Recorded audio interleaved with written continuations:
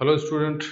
तो पिछली क्लास में जो हम लोगों ने पढ़ा है उसमें मैंने आपको पिछली क्लास में मोल के बारे में बताया और मोल को कैसे कैलकुलेट किया जाता है उसके बारे में भी बात हम लोगों ने डिटेल से की थी। मैंने आपको एटॉमिक मास के बारे में, मॉलिक्यूलर मास के बारे में, कैसे उसको कैलकुलेट किया जाता है और उसका जो एप्लीकेशन था जिससे हम लोगों ने मोल्स को कैलकुलेट किया था वो सब हम लोगों ने सीखा था। तो मोटे तौर पे अगर आपके पास कोई सब्सटेंस है और उसका मोल्स दे रखे हैं या ग्राम अमाउंट दे रखे हैं तो आप उससे रिलेटेड जितने भी प्रॉब्लम्स हैं, बेसिक क्वेश्चन हैं, वो सब आप सॉल्व कर चुके थे। मैं कुछ बातें और भी आपसे यहाँ पे आज करूँगा, उसके बाद फिर नया कुछ टॉपिक पे आऊँगा। तो हमें सबसे पहले नंबर ऑफ मोल्स को निकालने का फॉर्मूला हम लोगों ने N=W/M पढ़ा था, ठीक है ना। तो किसी भी सब्सटेंस के अगर नंबर ऑफ मोल्स आपको निकालने हैं तो ग्राम वेट और अपॉन में मॉलिक्यूलर वेट को डिवाइड करके आप इसको निकाल देते हैं, ठीक। एक और खास बात यहाँ पे समझनी है हमें, और वो ये, जैसे मैं एक क्वेश्चन को ही ले रहा हूँ, मैंने लिखा 9.6 ग्राम ऑफ सल्फेट आयन, और इस सैंपल के अंदर find the total number of electron. तो लेट्स से एक क्वेश्चन है आपके लिए और इसमें हम लोग क्या करना चाहते हैं, नंबर ऑफ इलेक्ट्रॉन को काउंट करना चाहते हैं। पिछली क्लास में मैंने आपको बताया था और कुछ क्वेश्चंस के लिए भी बोला था। इसी तरह के कुछ और एग्जांपल्स पे बात करेंगे। तो जब हम सबसे पहले ये दिया गया अगर, तो हमारा काम क्या होगा, नंबर ऑफ मोल्स को निकालना। तो N=W/M से ग्राम वेट आपके पास 9.6 ग्राम होगा, और जब भी हम मॉलिक्यूलर मास की बात करेंगे, मॉलिक्यूलर वेट की बात करेंगे किसके, सल्फेट आयन की, तो आप यहाँ पे निकाल सकते हैं कैसे। इसके अंदर क्या क्या है, सल्फर है और 4 ऑक्सीजन है। तो सल्फर का एटॉमिक मास 32 और 16 इंटू 4, ठीक है। तो 32 ये आ गया प्लस 64 आ गया, तो यहाँ 8 आ गया, 9 आ गया, इस तरह से आप लिख सकते हो, ठीक है ना। तो ये जो बात है जिसमें हम लोगों ने 32 इसको लिख दिया और 16 इंटू 4 64 आ गया, और फिर आप ऐड करके ये यहाँ पे ला पा रहे हैं, ठीक। तो यहाँ से हमारे पास क्या आ गया, मॉलिक्यूलर वेट, ठीक है। तो अब हमें सीखना क्या है, जैसे मैं यहाँ पे मॉलिक्यूलर वेट की बात कर रहा हूँ, तो जैसे हमें मोल्स निकालने हैं तो क्या करोगे, डिवाइड बाई 98, ठीक है ना। तो सॉरी, यहाँ पे 96 आएगा, 6 है, तो यहाँ 96 आपके पास यहाँ पे आ जाता है। तो आप इसको मिला के 0.1 मोल आपके पास सल्फेट आयन होगा, ठीक। एक बात ध्यान रखिएगा कि मॉलिक्यूलर वेट निकालते समय आपको ये माइनस चार्ज का कोई लेना देना नहीं, लेकिन जब आप इलेक्ट्रॉन काउंट कर रहे होंगे तो वहां पे उसका लेना देना होगा, ठीक। आपके पास मोल आ गए, तो हम मोल्स, जैसे ही हमें पता चल गया कि सल्फेट के मोल्स 0.1 है, तो हम यहाँ पे क्या लिखेंगे, नंबर ऑफ सल्फेट आयन। जो सल्फेट आयन हो कितने होंगे, 0.1 इंटू Na। क्लियर बात। तो हमें टोटल सल्फेट आयन कितने हैं उनका नंबर पता चल गया, और वो कितना है, 0.1 इंटू Na, ठीक। अब हम क्या करेंगे, electron present in 1 molecule of sulphate ion, sulphate के एक के अंदर कितने इलेक्ट्रॉन ये निकालेंगे। तो अब जरा देख रहे हैं, यहाँ पे सल्फर है, ऑक्सीजन है, सल्फर 16 32 होता है, यहाँ पे 8 और 16 होता है। तो आप इसके अंदर इलेक्ट्रॉन कैसे निकालेंगे, एक के अंदर सल्फर के अंदर कितना हो गया, 16 प्लस ऑक्सीजन 4 है और 8, तो 32 ये हो गया, और जो -2 आप लिखते हो उसमें इलेक्ट्रॉन ही तो होता है, तो +2 और आ गया। तो आपके पास टोटल यहाँ पे कितना हो गया, 50। तो ये इलेक्ट्रॉन्स आपके पास यहाँ आ गए। तो जब एक के अंदर इतने हैं तो total electron, now the total number of electron is equal to 0.1 into Na और इंटू में 50, तो this is going to 5 Na। तो ये एक तरीका है जिससे हम लोगों ने पूरे नंबर ऑफ मोल्स को यहाँ पे कैलकुलेट किया है, ठीक। तो ऐसे बहुत सारे छोटे छोटे क्वेश्चंस आपको डिफरेंट टाइप के आयंस, कैटायंस, इन सब पे निकाल के रखना है और ये प्रैक्टिस करनी है आपको, सो दैट इसमें आप और अच्छे से कंफर्ट हो पाए। मैं इस तरह के कुछ और बातें यहाँ पे लिख देता हूँ और ये सब आपको अपने से प्रैक्टिस करने होंगे, ठीक है ना।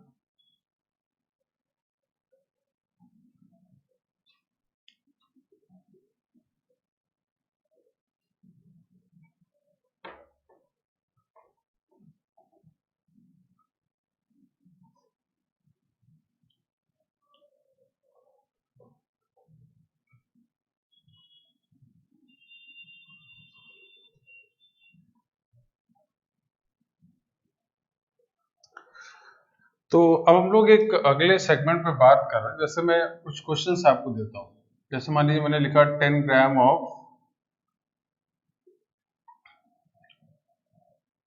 फॉस्फेट आयन, है ना। आपको क्या निकालना है, टोटल इलेक्ट्रॉन। ये सब आप प्रैक्टिस करिएगा घर पे। इसी तरह से मैं 5 ग्राम ऑफ नाइट्रेट आयन दे दिए मैंने, दूसरा क्वेश्चन इस तरह से, सब में इलेक्ट्रॉन ही काउंट करिएगा। इसी तरह से 10 ग्राम आपको मैंने अमोनियम आयन दे दिए, इसके अंदर इलेक्ट्रॉन निकालना।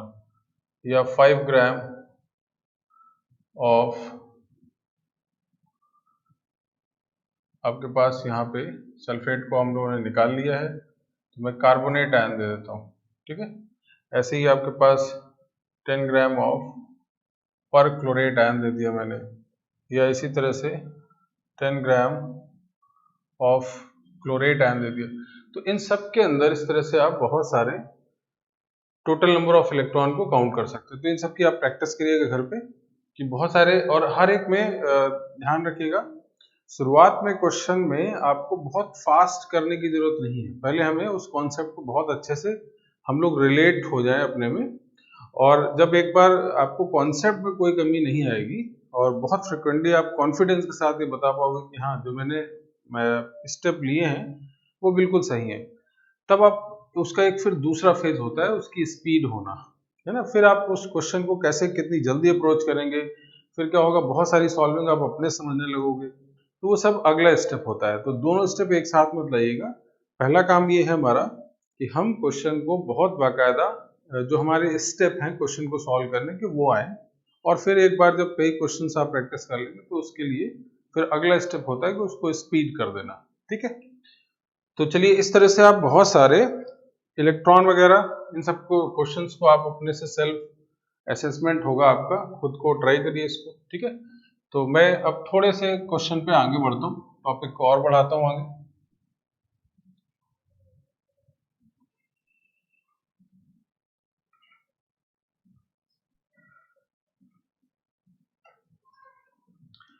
अच्छा, यहाँ पे एक और टर्म की बात हम लोग जरा समझ लें।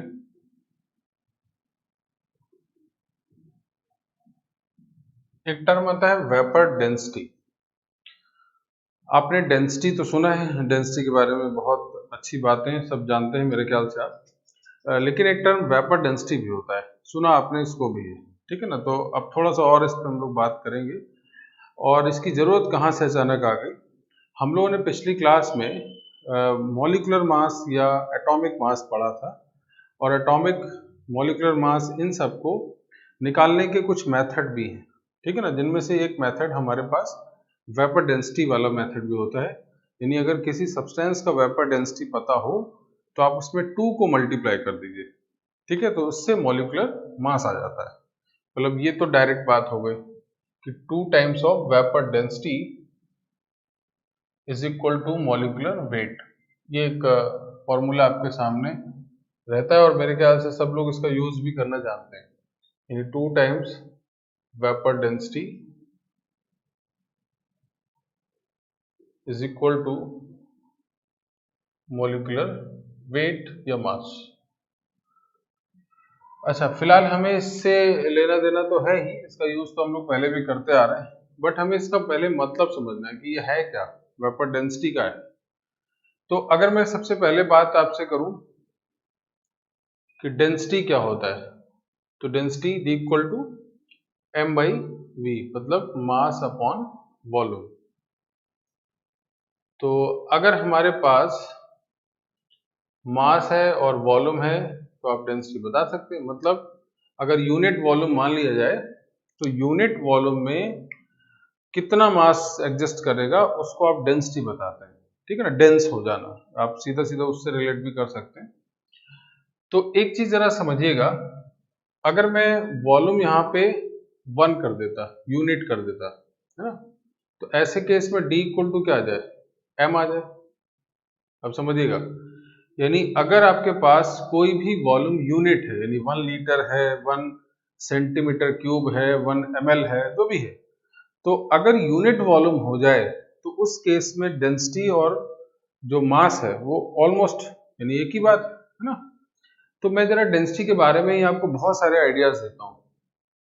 आप सबने देखा होगा कि अगर हमारे पास कोई लिक्विड है, समझिएगा ध्यान से, अगर हमारे पास कोई लिक्विड है तो उसको हमें मार्केट्स में वेट में लेना चाहिए या लीटर में लेना चाहिए, दोनों चीजें, यानी वॉल्यूम में लेना चाहिए या वेट में लेना चाहिए। जैसे आप देखते होंगे बहुत सारा लिक्विड वाला प्रोडक्ट जो है वो आपको लीटर में बॉटल मिल जाता है या उसका केजी में भी लिखा रहता है। तो क्या 1 kg is equal to 1 litre होता है? वो तो नहीं होता और होगा भी नहीं। क्यों? क्योंकि डेंसिटी बीच में आ जाती है। तो एक बात जरा समझिएगा, किसी भी लिक्विड को लीटर में लेना सही है या केजी में लेना सही है, ज्यादा आपको कब मिलेगा? तो मेरा सीधा सीधा क्वेश्चन अगर मैं आपसे पूछता हूं कि किसी लिक्विड को अगर मैं परचेज करने जा रहा हूं, ठीक है ना, तो हमें वो चीज पर केजी के रेस्पेक्ट में अगर मिल रही तो उसका एक अलग प्राइस होगा, और लीटर के रेस्पेक्ट में मिल रहा तो उसका एक अलग प्राइस होगा। अब गड़बड़ी क्या है, अब यहाँ पे मैं बात समझा दूं। अगर किसी लिक्विड की, अगर कोई लिक्विड है और उसकी डेंसिटी आपके पास 1 ग्राम पर सेंटीमीटर क्यूब या ml जो भी है, तो अगर डेंसिटी 1 है तो उस केस में मास और डेंसिटी, मास और वॉल्यूम की बात अगर हम करें तो यहाँ पे यूनिट वॉल्यूम नहीं था, मैंने यहाँ पे 1 मान लिया था। इक्वल टू 1 अगर है तो वॉल्यूम, और हमें मेनली इस पे बात करनी थी, ठीक है ना, वो गड़बड़ लिखा था, तो ये बात आ जाती। तो ऐसा केस यानी ऐसा लिक्विड जिसके अंदर डेंसिटी 1 हो तो उसके लिए मास और वॉल्यूम क्या है, बराबर है। फॉर एग्जाम्पल अगर आप बात करें तो वाटर, तो वाटर की अगर हम बात करें तो डेंसिटी क्या होती है, 1 ग्राम पर सेंटीमीटर क्यूब, या इसी को 1 ग्राम पर ml भी बोला जाता है, बिकॉज ml 1 ml किसके बराबर, 1 सेंटीमीटर क्यूब के बराबर, ठीक। तो वाटर के केस में m इक्वल टू क्या आ गया, v आ गया। ये खास बात है, ध्यान रखिएगा। वाटर में डेंसिटी वाटर की कितनी होती है, 1। तो इसका मतलब क्या हुआ कि जब आप वाटर लेते हैं तो उसको आप चाहे 1 kg लिखें या 1 लीटर लिखें, वो दोनों बराबर बात है। समझ में आ रही बात? यानी अगर मैं पानी की बॉटल लेता हूं मार्केट से तो वो केजी में हो या लीटर में हो, बराबर बात है। समझ आई बात? लेकिन अगर आप ऐसा कोई लिक्विड लेते हैं जिसकी डेंसिटी 1 से ज्यादा हो, और ज्यादातर होता है, ज्यादातर 1 से ज्यादा ही होगा, आपको पता है पानी से ज्यादा तो पतला कुछ नहीं होता। तो अब जितने भी लिक्विड है मार्केट में वो सब की डेंसिटी क्या होती है, मोर देन 1 होगी। तो ऐसे केस में मास हमेशा क्या होगा, वॉल्यूम के रेस्पेक्ट में ज्यादा होगा। ये मेरी बहुत इंपॉर्टेंट बात है, ये सुनते जाइएगा। तो इसका मतलब अगर आपको ऑयल लेना है, सरसों का तेल है, ठीक है, तो उसमें अगर वो बॉटल में है, लिक्विड फॉर्म में है, तो अगर वो लीटर में लिखा है तो लीटर में लेना या केजी में लेना, तो दोनों बातें ध्यान रखिएगा। केजी का मतलब ज्यादा होगा, अगर 1 kg है तो बहुत ज्यादा है, और लीटर में अलग चीज है। अब इसमें गड़बड़ कहाँ हो जाता है, ये तो हम लोग पढ़ाई लिखाई करते समय तो बात अच्छे से समझ गए कि ग्राम जो होगा लीटर और केजी बराबर नहीं होता, लेकिन जनरल क्या होता है, जनरली क्या देखा जाता है, जैसे मान लीजिए कोई एक ब्रांड अपनी एक बॉटल में जो ऑयल सेल कर रहा है, हो सकता है उस बॉटल में उसने केजी में यूनिट लिख दिया हो, ठीक है, और किसी दूसरे ब्रांड ने लीटर में लिख दिया हो। तो अब वहां पे आप फंस जाएंगे, फिर आप रेट डिफाइन नहीं कर पाएंगे। तो रेट कंपैरिजन कब होगा? जब आपने दोनों की यूनिट सेम कंपेयर की हो। तो ऐसे केस में दूसरा वाला हो सकता है आप ना भी लें, तो ये एक टेक्निकल गेम वहां पे हो सकता है। या एक और बात, जैसे हमें डेंसिटी का बहुत बड़ा रोल पता है। अब मान लीजिए दो लिक्विड हैं आपके पास, दो डिफरेंट कंपनी के लिक्विड हैं और दोनों के पाउच हैं आपके पास, दोनों का वॉल्यूम सेम दिख रहा है आपको, देखने में लग रहा है ना? और हो सकता है एक का रेट कम हो दूसरे का ज्यादा हो, तो डेंसिटी अगर उसने कम कर रखी है तो उस कंडीशन में भी उसका फायदा हो जाएगा। तो क्योंकि इन जनरल मार्केट क्या होता है, वो देखता है कि बड़ा दिख रहा है, ज्यादा अमाउंट में मिल रहा है, बस सही है, आप इंटरनल डेंसिटी चेक नहीं करोगे। तो ये सब बहुत इंपॉर्टेंट है। इसी तरह से हम में से कितने लोग ऐसे हैं जो कभी भी पेट्रोल पंप पे जब जाते हैं तो डीजल या पेट्रोल की डेंसिटी चेक करते हैं? मेरे ख्याल से कोई नहीं करेगा, कोई भी नहीं करता है। लेकिन क्या डेंसिटी अगर कुछ गड़बड़ हो जाए तो बहुत बड़ा रोल प्ले हो सकता है, बहुत बड़ा गेम भी हो सकता है। तो ये बहुत सारे टेक्निकल पॉइंट्स हैं जिस पे चीजें गड़बड़ हो जाती है। हालांकि डेंसिटी सब जगह जो पेट्रोल्स आ रहे होते हैं उनमें कहीं कोई वेरिएशन नहीं होता, बट ऐसा किया जा सकता है ना? तो मतलब मैं ये बता रहा हूँ कि चीजें अगर आप साइंस को हल्का सा भी टेढ़ा मेढ़ा करें तो उसका एप्लीकेशन कितना खतरनाक होगा वो आप समझ सकते हो। तो एक तो ये बात, तो मैं आपको केवल इन एग्जाम्पल से ये समझा रहा था कि डेंसिटी में हमारी जो लाइफ है उसमें बहुत सारा डेंसिटी का बहुत हैवी रोल है। तो डेंसिटी को बहुत अच्छे से समझना है। तो अब जब भी कभी हम इस बात को ध्यान रखें कि डेंसिटी के बेसिस पर भी प्रोडक्ट को अलग अलग रिलेट किया सकता है। तो ये तो बात मैंने डेंसिटी की। अब मैं इन सबसे अलग हटके वेपर डेंसिटी के बारे में आपको बता रहा हूँ।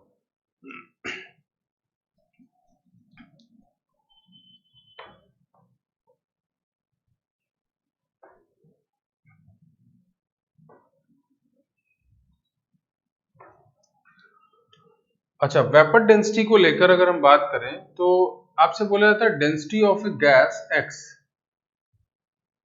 और डेंसिटी इस गैस में आप हाइड्रोजन गैस की डेंसिटी को डिवाइड कर दीजिए, तो ये जो रेशियो होगा वो वेपर डेंसिटी ऑफ x होगा।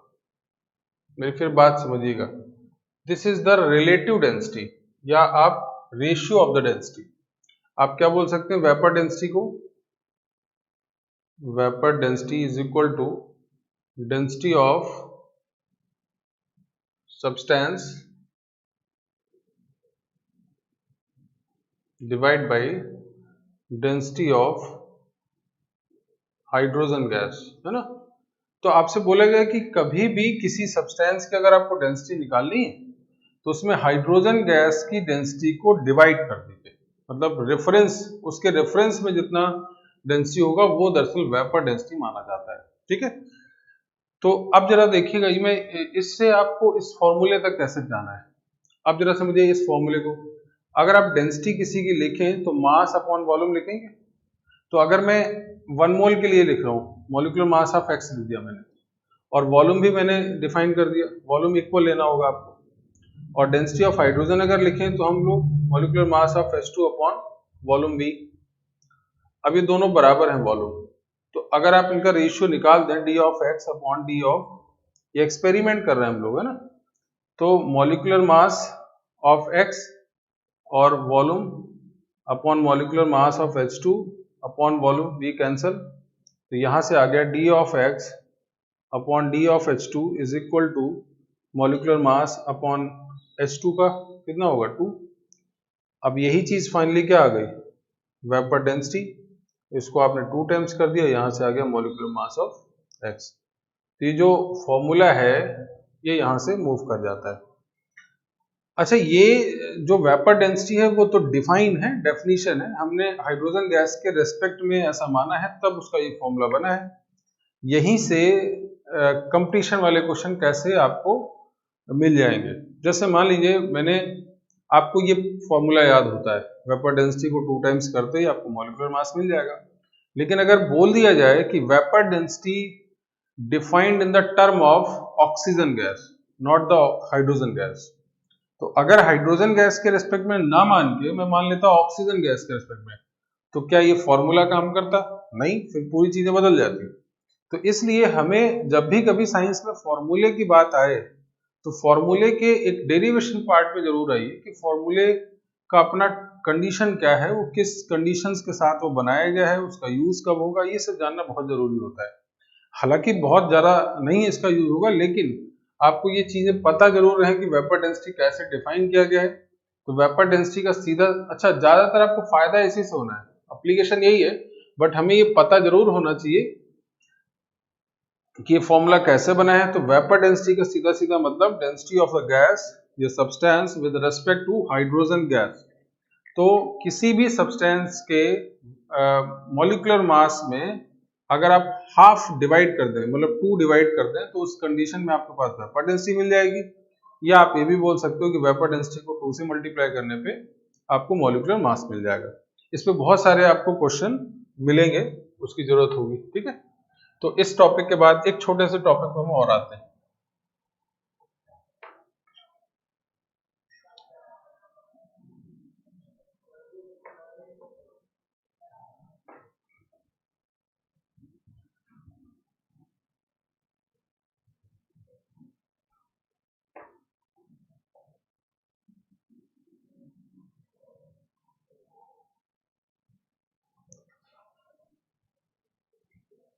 चलिए, तो ये एक बात है जिस पे हम लोगों ने समझा है कि कैसे मॉलिक्यूलर मास आप निकाल सकते हो वेपर डेंसिटी के हेल्प से। एक और छोटे से सेगमेंट पे हम लोग आएंगे और इसकी जरूरत बहुत है। यहाँ पे हम लोग गैस के बारे में कुछ बातें जरूर पढ़ेंगे। हालांकि ये टॉपिक आपके लिए पूरा एक चैप्टर है, आगे वाले चैप्टर्स में गैसेस स्टेट एक चैप्टर होगा, तो उनमें से ये पूरा डिटेल है वहाँ, बट मैं यहाँ पे अभी केवल अपने फायदे वाली कुछ जरूरी बातें यहाँ पे करूँगा, तो उसको जरा समझिए। हालांकि कुछ बातें आप सब जानते हैं, जैसे किसी गैस के बारे में अगर बात की जाए, कोई एक गैस है, ये एक कंटेनर मैंने लिया और इसके अंदर एक गैस फिल कर दी। अच्छा, आपको ये पता है कि किसी भी सब्सटेंस के डिफरेंट जो फेजेस हैं, चाहे वो सॉलिड हो, लिक्विड हो, गैस हो, इनमें जो डिफरेंस है वो किस बात को लेकर होता है? उनके जो एटम हैं, जो पार्टिकल्स होंगे, उनकी अपनी इंटर न्यूक्लियर डिस्टेंस को लेकर ही डिफरेंसेस होते हैं। सॉलिड के अंदर बहुत पास पास एटम होते हैं, लिक्विड में थोड़ा दूर होते हैं, और गैस में बिल्कुल इंडिपेंडेंट होते हैं, अब फ्री होते हैं। आपने छोटी क्लास में पढ़ा है, और एक चीज इसमें खास पढ़ी कि सॉलिड और लिक्विड का, पर्टिकुलर सॉलिड का अपना वॉल्यूम है, उनका शेप होता है। बट लिक्विड और गैस में आपने क्या पढ़ा है कि लिक्विड में और गैस का खुद का अपना वॉल्यूम नहीं होता, ये बात ध्यान रखिएगा, और ना उनका कोई शेप होता है। मतलब अगर आप किसी लिक्विड को, वॉल्यूम तो आप डिफाइन कर सकते हैं लिक्विड को लेकर, गैस की मैं बात कर रहा हूं। तो गैस में क्या एक खास बात होगी कि गैस को अगर आप किसी कंटेनर में डाल दें, तो जो उस कंटेनर का वॉल्यूम होगा, दरअसल वही उस गैस का वॉल्यूम हो जाता है। अगर मैंने गैस कोई ली और उसको किसी छोटे से एक कंटेनर में डाल दिया, तो वो उसका वॉल्यूम छोटा सा है, लेकिन अगर मैं उसको बहुत बड़े एक कंटेनर में डाल दूं, तब भी उसका वॉल्यूम बदल के बहुत बड़ा वाला हो जाएगा, ठीक है ना, जितना आपने कंटेनर को रखा है। तो एक खास बात यह है कि गैस को अगर समझना है हमें, तो किसी गैस को समझने के लिए 4 टर्म की जरूरत होती है, एक P, एक V, एक N और एक T। क्या क्या है ये? एक प्रेशर, दूसरा वॉल्यूम, तीसरा मोल और चौथा टेम्परेचर। ये आपने चारों सुने हैं, पढ़े भी हैं। तो प्रेशर, वॉल्यूम, मोल्स और टेम्परेचर, इन 4 चीजों से आप किसी गैस के बारे में जो बेसिक आइडिया, पूरे करेक्टरिस्टिक आप समझ सकते हैं। कुल मिला के गैस के लिए आधार कार्ड है ये, है ना।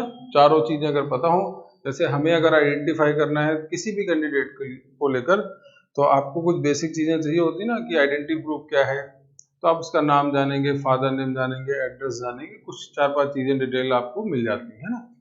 तो वैसे ही किसी गैस को अगर हमें पढ़ना है, तो उसके लिए 4 चीजें आपको समझ में आनी चाहिए। प्रेशर होना चाहिए, वॉल्यूम होना चाहिए, मोल्स होना चाहिए, टेम्परेचर होना चाहिए। ठीक है, अब जरा मैं इसकी डिटेल पे आता हूँ कि प्रेशर आखिर क्या, वो ध्यान दिया जाए। तो मैं छोटे छोटे पॉइंट्स में डिस्कस करूंगा।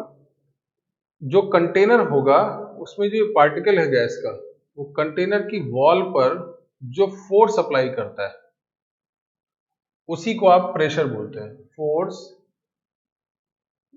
Applied by molecule of gas in wall of container.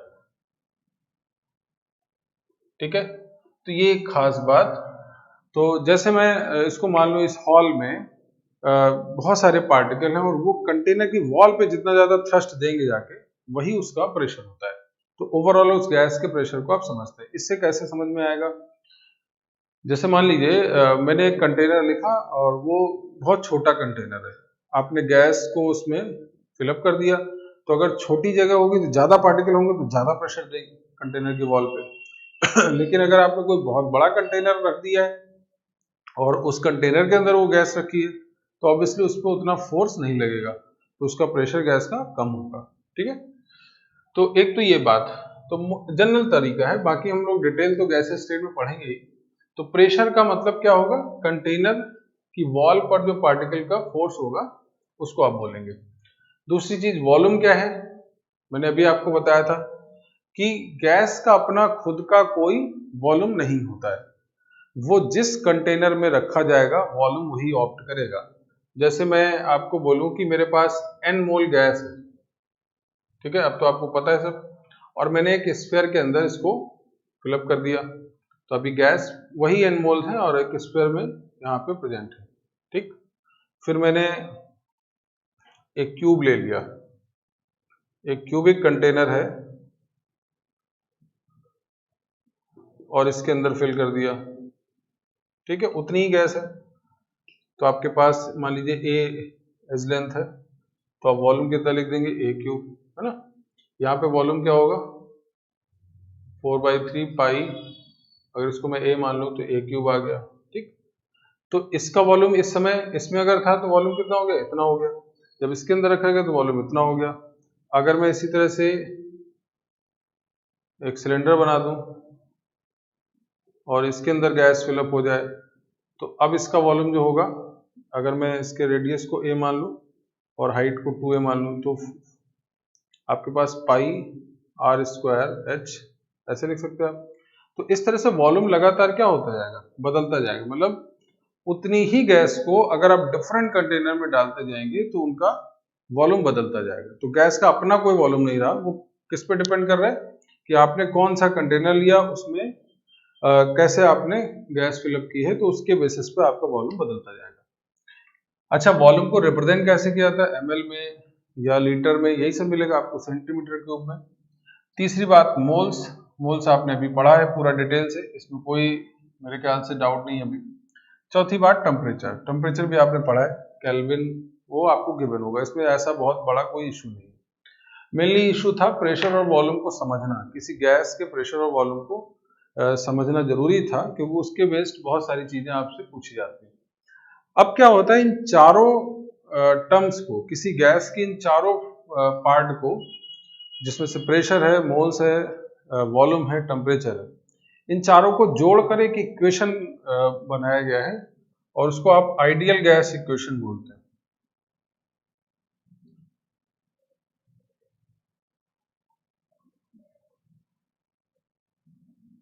ये क्या है, इन चारों के बीच एक रिलेशन डेवलप किया गया और वो formula PV equal to nRT है।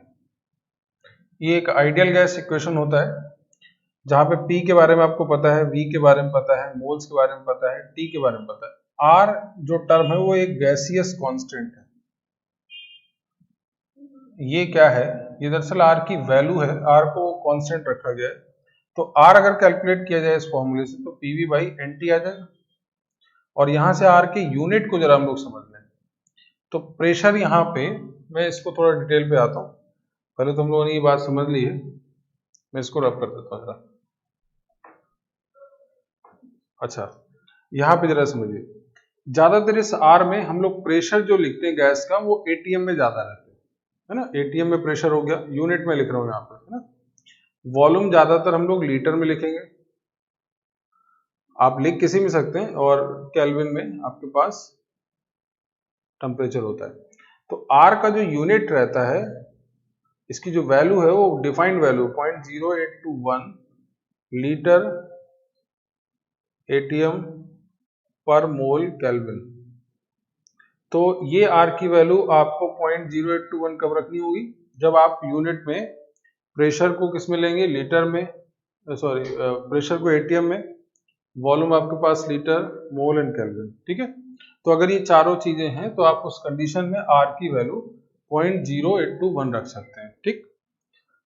इसका बहुत फ्रिक्वेंटली आप यूज करेंगे, इसके और एप्लीकेशन में अगले टॉपिक में बताऊंगा, बट अभी फिलहाल इतना समझना है कि इन सब कंडीशन में गैस पे बेस्ड जितनी चीजें हैं, जितनी डिटेल है, वो सब आप निकालोगे, ठीक है।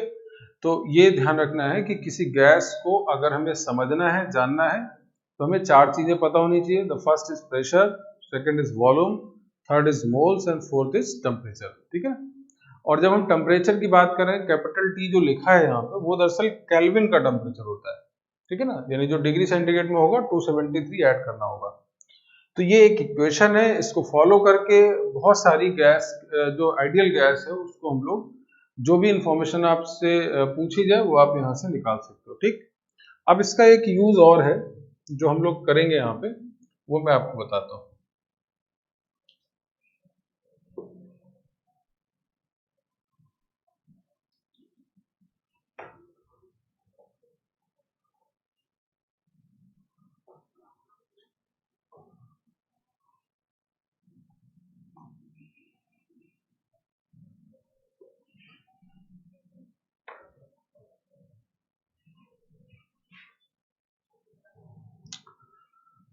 तो जैसे यहाँ पे एक टर्म क्या है, जैसे मैंने पीवी की बात की, पीवी इक्वल टू एनआरटी की, और ये एक इक्वेशन है आइडियल गैस, बट यहाँ पे एक टर्म है एनटीपी, या आपको एसटीपी भी मिलेगा।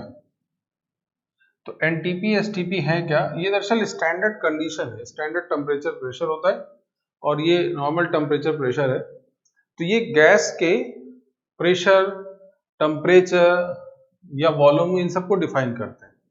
तो आपसे जैसे बोला जाता है कि एनटीपी की अगर हम बात करें, तो एनटीपी में माना जाता है कि टेम्परेचर आपके पास 25 डिग्री सेंटीग्रेड होगा, यानी अगर आप टेम्परेचर लिखें केल्विन में 298 के आएगा, ठीक है। ये माना गया है, डिफाइंड है, तो पहले इस बात को समझिएगा। और यहाँ पे प्रेशर जो है वो कितना होगा, 1 एटीएम माना गया। तो आपसे बोला गया प्रेशर 1 एटीएम है, टेम्परेचर 298 के है, और ऐसे केस में अगर मोल्स 1 मोल कोई गैस है, ठीक है, 1 मोल मैंने मान लिया, तो ये दो कंडीशन है खास, किसकी, इसकी प्रेशर और टेम्परेचर की। तो आपसे बोला ही जाता है एनटीपी की कंडीशन क्या है कि प्रेशर 1 एटीएम रहे और टेम्परेचर 298 के रहे, यानी 25 रहे। इसी तरह से एसटीपी में भी टेम्परेचर जो है वो 273 के होगा, मतलब 0 डिग्री सेंटीग्रेड, और प्रेशर को दरअसल 1 बार लिखा जाता है, और 1 बार अप्रोक्सीमेट 0.987 के आसपास होता है एटीएम के बराबर। तो हम लोग अप्रोक्सीमेट 1 एटीएम ही लिख सकते हैं, ठीक है। तो ये दो अलग अलग कंडीशन है। अगर हम इन कंडीशंस को रखकर इसमें क्या करते हैं, हम लोग पीवी इक्वल टू एनआरटी लिख दें, और अगर ऐसी कंडीशन रखी जाए तो V is equal to NRT by P आ गया, हम लोग वॉल्यूम निकालना है। और इसमें क्या करेंगे, R की वैल्यू आपको पता है, टेम्परेचर, प्रेशर हमने यहां से रखा है। तो आपसे बोला जाता है कि अगर 1 मोल रहे गैस हमारे पास, तो एनटीपी या एसटीपी की कंडीशन में आप वॉल्यूम निकाल सकते हैं, ये T और ये P।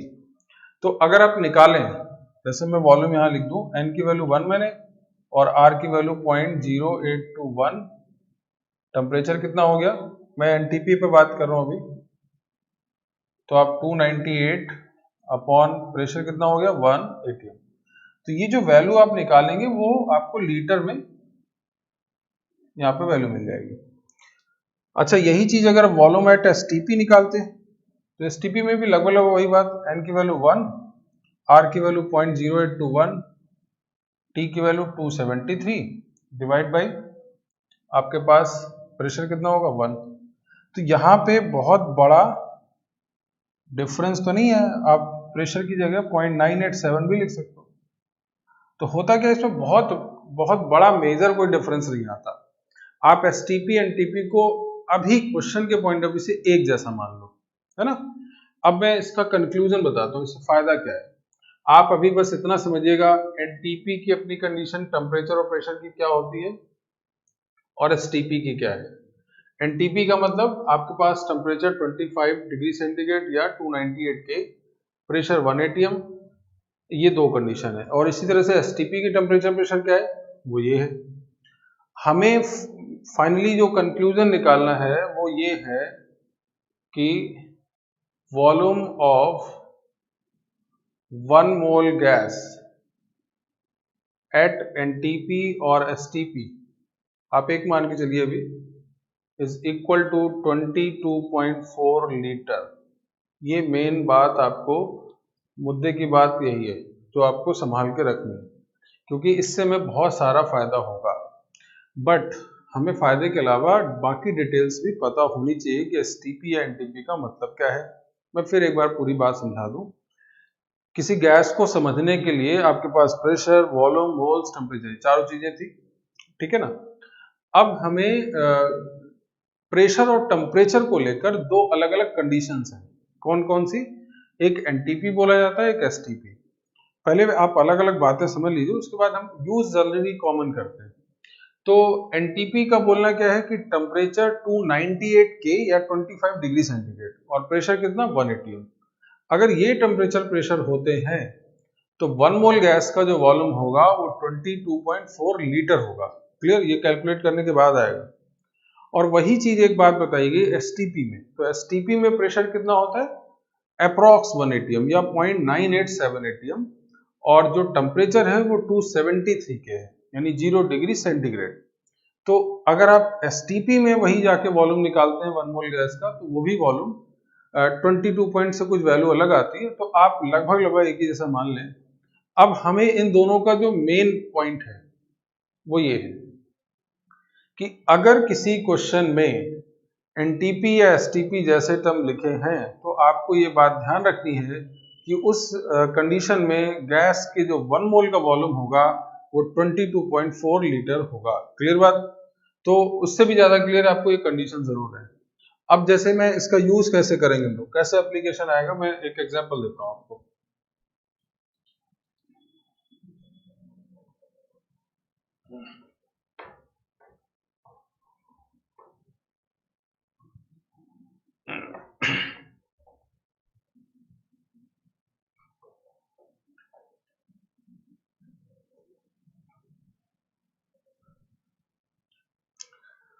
जैसे फॉर एग्जांपल मान लीजिए आपसे बोला गया कि एक एक्स गैस है और उसका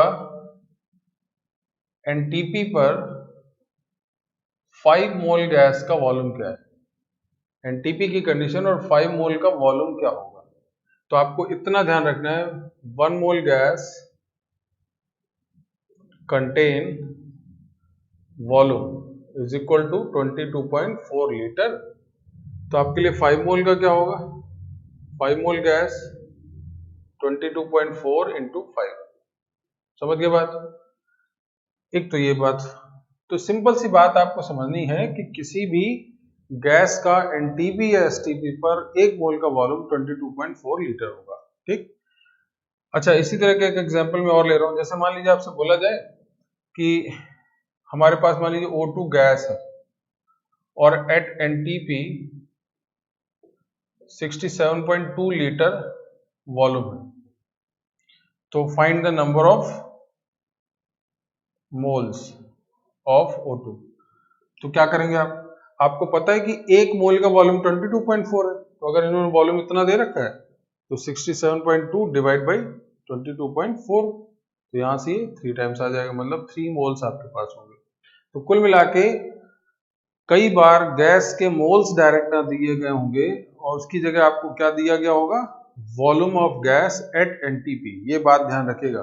तो आप उस कंडीशन में बस इतना करना है आपको कि 22.4 लीटर को डिवाइड करके आप उसके नंबर ऑफ मोल्स को कैलकुलेट कर सकते हैं। इसका फायदा बहुत होगा। तो ये एक बहुत सारा यूजफुल चीज है, इस पे क्वेश्चन बहुत पूछे जाते हैं और मोल्स पूछे गए तो फिर ये उसी मोड पे चला गया जो आपने पिछली क्लास में पढ़ा। तो हमें गैस से रिलेटेड इतनी बातों को अभी यहाँ पे याद रखना है। बाकी बहुत सारी डिटेल है, उस पर बाद में आएंगे, उस पर बात कर सकते हैं, लेकिन अभी फिलहाल गैस के बारे में इतनी चीज जाननी। अच्छा, अब मैं आपको कुछ एक दो क्वेश्चन जरूर डिस्कस करूंगा जो मॉलिक्यूलर मास पे है, मॉलिक्यूलर वेट पे असाइनमेंट का एक क्वेश्चन है। अच्छा क्वेश्चन है, मेरे ख्याल से सबको पता होना चाहिए क्वेश्चन, तो वो मैं एक बार यहाँ पे बताता हूँ। एक तो छोटा छोटा क्वेश्चन है, असाइनमेंट 1 का एक क्वेश्चन है, उसको मैं पहले बताता हूँ।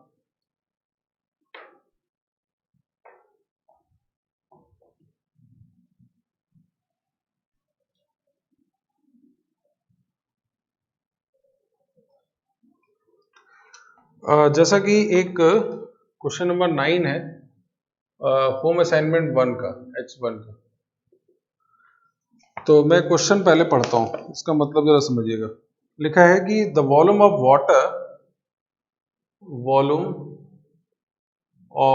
Water at 277 K is 18 ml। ठीक है, देखिए क्वेश्चन का सबसे बड़ा सेगमेंट होता है कि क्वेश्चन आप समझ जाए, और अगर क्वेश्चन आप समझ जाते हैं तो जो आगे प्रोसीडिंग है वो मात्र 10% है।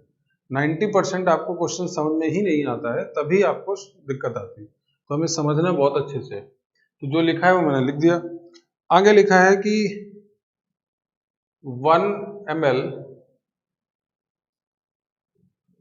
of water, 1 ml of water contain 20 drops, 20 drops में 1 ml है। अब आपसे बोला जा रहा है number of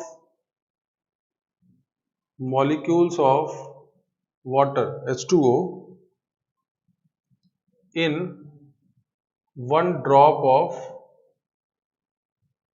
water in 1 drop। ठीक है, तो कुल मिला के आपके पास ये क्वेश्चन है। अब जरा समझिएगा इसको, इसको कुछ नहीं करना, आपको पढ़ना है बस ध्यान से, है ना, क्वेश्चन को पढ़ना ध्यान से। Volume of water at this temperature is 18 ml। इसका हमें कोई फायदा नहीं मेरे ख्याल से, ये बता दिया कि कोई एक टेम्परेचर इसमें वाटर का जो वॉल्यूम है वो 18 ml होगा, बना रहने दीजिए। इस लाइन को जरा ध्यान से पढ़िए। बोला गया 1 ml में 20 ड्रॉप है। इसको थोड़ा उल्टा पढ़ते हैं हम लोग।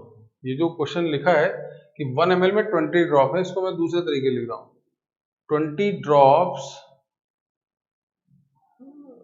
कंटेन क्या, 1 ml वॉल्यूम। लिख सकते हैं ये बात, 1 ml वॉल्यूम ऑफ वाटर।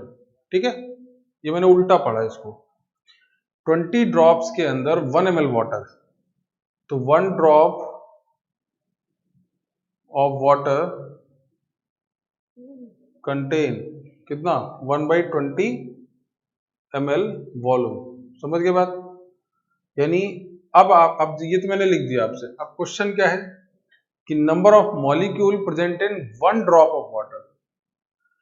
तो एक काम करो जरा, डेंसिटी आपको पता है m/v, और आपको पता है डेंसिटी D = 1 ग्राम पर ml होता है, वाटर का डेंसिटी ना। तो मास और वॉल्यूम क्या है, बराबर। तो इसका मतलब आप इसको ये भी लिख सकते हैं ना, 1 drop contain 1/20 gram of water. क्यों भाई, ये लिखा जा सकता है। और ये ग्राम अगर वाटर का आ गया तो अब मोल्स निकाल लीजिए, मॉलिक्यूल्स निकाल लीजिए। मोल्स कैसे निकलेगा, सिंपल से मैं यहां बोल रहा हूं, moles of water W/m। W कितना है, 1/20, m मॉलिक्यूलर मास 18। क्या आ गया, this is the number of moles. Molecule कैसे आएंगे,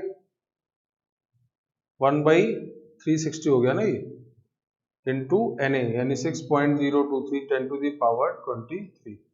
दिस इज द आंसर।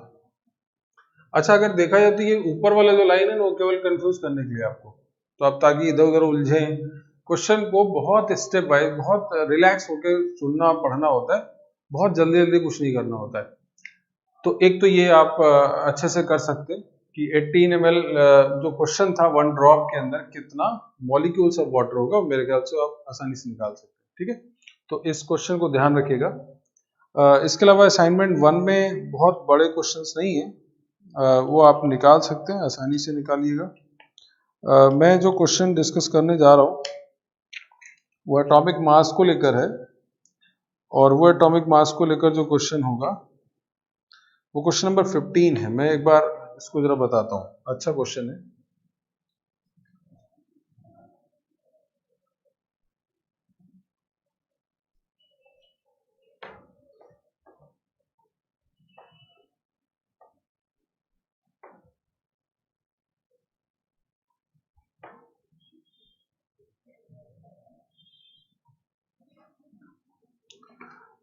जैसे क्वेश्चन नंबर 15, ये असाइनमेंट 2 का एक क्वेश्चन है। लिखा है कि the shape of tobacco mosaic virus, ये TMC शॉर्टकट में एक कोई वायरस होगा, उससे हमें कोई लेना देना नहीं। वायरस आजकल हालांकि फेमस बहुत है, कोरोना वायरस भी आजकल फेमस है, तो फिलहाल एक TMC वायरस है। और इस सिलिंड्रिकल बोला गया, इस वायरस का जो शेप है वो कैसा है, सिलिंड्रिकल है। तो आप एक सिलिंड्रिकल बना लीजिए, ऐसा बना है। ठीक है, अच्छा, उसमें बोला गया हैविंग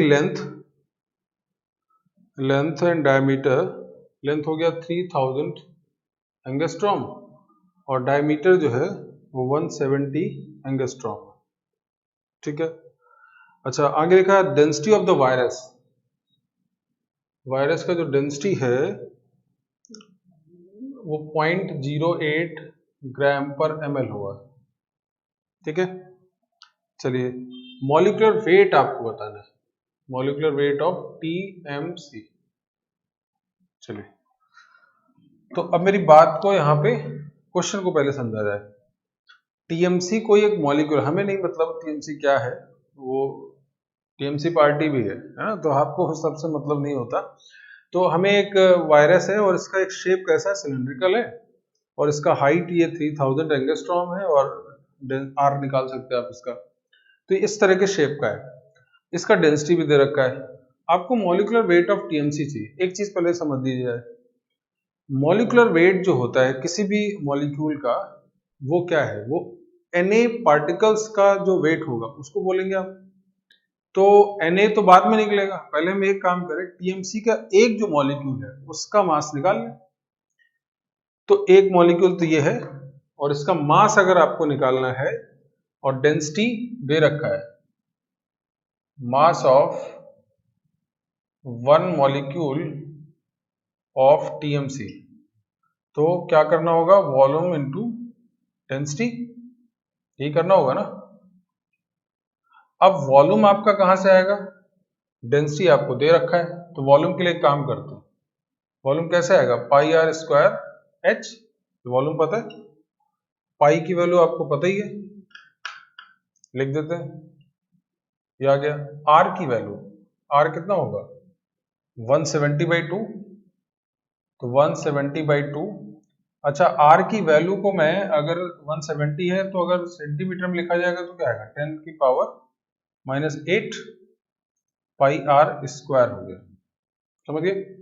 और h कैसा है, h आपके पास 3000 है, इसको भी अगर आप लिखेंगे तो 3000 इंटू 10⁻⁻8, ये आ गया पाई आर स्क्वायर एच।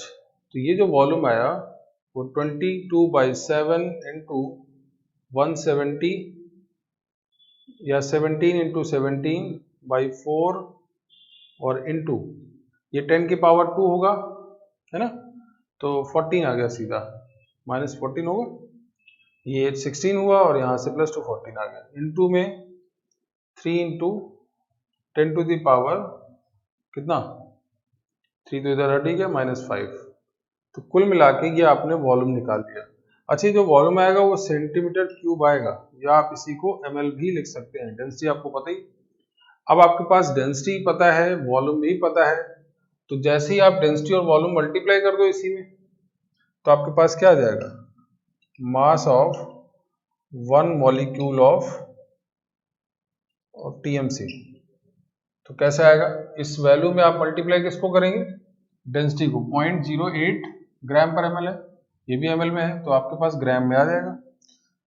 तो जब ग्राम में आपके पास ये वैल्यू आ गई और फिर आपको मॉलिक्यूलर वेट निकालना है तो क्या करना होगा, सिंपली आपको उसमें Na को मल्टीप्लाई करना होगा, क्योंकि TMC का मतलब क्या होता है, अगर मॉलिक्यूलर वेट का मतलब निकालना है तो वो Na पार्टिकल्स जो मॉलिक्यूल होंगे उनका कॉम्बिनेशन होगा, ठीक है। और यहाँ तो हमें एक का निकालना है तो हमें इनटू में Na कर देना होगा, जिससे आपको आसानी से मॉलिक्यूलर मास पता चल जाएगा जो कि TMC का है। तो क्वेश्चन खास नहीं है, बट IIT ने पूछ रखा है, एडवांस में आया हुआ क्वेश्चन है। पहले एडवांस मेंस जैसा कुछ अलग था, लेकिन IIT ने पूछा है, अच्छा क्वेश्चन है। केवल आधा क्वेश्चन तो आपका TMC के नाम से गड़बड़ हो जाएगा, तो उससे नहीं घबराना है, कॉन्सेप्ट आपको पता है और आपको ये बिलीव करना है अपने आप में कि जो हमने थ्योरी पढ़ा है, क्वेश्चन आपका सॉल्व जो होगा वो उसी के इर्द गिर्द होगा, ठीक है। तो कुछ क्वेश्चंस आप असाइनमेंट में अच्छे क्वेश्चन है वो मैंने आपको असाइनमेंट जब मिला है तो उसको आप करें, ठीक है ना। बाकी हम इसके और टॉपिक पे आएंगे। एक अगले टॉपिक पे हम अब बात करेंगे जिस पे मैं अभी आपको कुछ बता देता हूँ। हम लोग अगली क्लास पे बात कर रहे होंगे एटॉमिक मास और एवरेज एटॉमिक मास पे। दरअसल हम लोगों ने एटॉमिक मास और मॉलिक्यूलर मास तो निकाल लिया है, लेकिन कई बार एवरेज भी निकालना पड़ता है। एवरेज एटॉमिक मास क्या होता है, एवरेज मॉलिक्यूलर मास क्या होता है, इसकी जरूरत कहाँ से आती है और क्यों आ गया, ये सब पढ़ना की जरूरत क्यों पड़ी, इस पर हम बात करेंगे नेक्स्ट क्लास में। तब तक आप इन सब चीज़ों को एक बार अच्छे से और ऐड करते जाइए और असाइनमेंट्स को दोनों को कंप्लीट करिए, उसके बाद आगे बढ़ते हैं। देन बाय बाय, तब तक।